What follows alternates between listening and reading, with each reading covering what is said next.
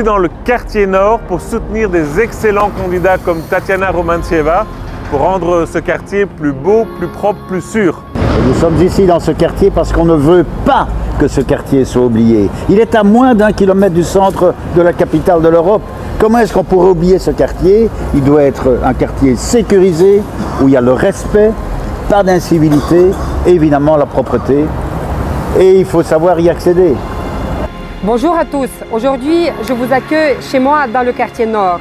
Le quartier que j'adore, le quartier où j'habite depuis 13 dernières années. Le quartier où je m'investis tant personnellement, en tant que citoyenne et dès à présent en tant que future politicienne. La raison pourquoi je me suis engagée cette année dans la politique, parce que je crois sincèrement que tous ensemble, on pourra agir sur la sécurité, la propreté, le bien-être de nos enfants, de nos personnes âgées qui vivent parfois seules et oubliées dans ce quartier.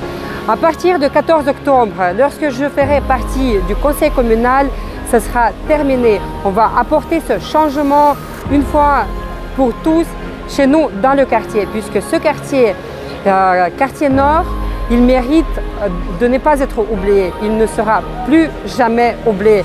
Votez numéro 36 le 13 octobre et tous ensemble, on réussira ce changement.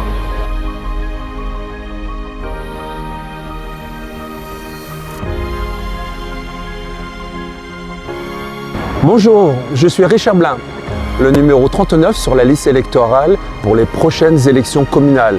Maintenant, le quartier nord a la possibilité d'accéder à Tour et Taxi avec cette passerelle, la passerelle Suzanne Daniel. Si vous votez pour le numéro 36 et le numéro 39, vous aurez la possibilité d'améliorer votre quotidien avec de la culture et du sport, ici à Tour et Taxi, mais bien sûr aussi ici, dans le quartier nord.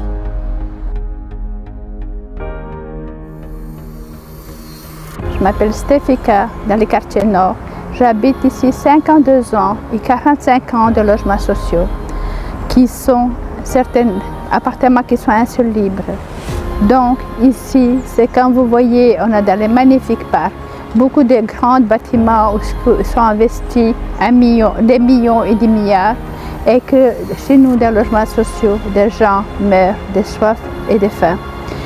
Donc, on trouve les gens dans les décompositions avancées ou parfois desséchées.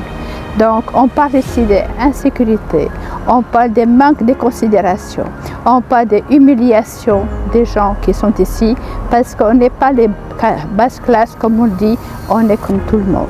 J'aimerais bien que le monde politique prenne en considération ce quartier-là qui est riche de passé, riche de présents multiculturels et ceux de notre cœur.